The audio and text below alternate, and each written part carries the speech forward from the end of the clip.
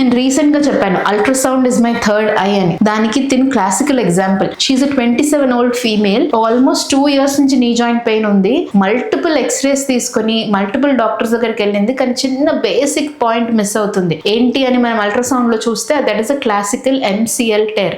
MCL అంటే medial collateral ligament. అది ultrasound లో క్లియర్ కట్ గా ఒక హైపోఎకోయిక్ సిగ్నల్ అనేది కనిపించింది and we diagnosed as MCL tear. చాలా మటుకు ఈ MCL టైర్స్ అనేవి మిస్ అవుతాయి.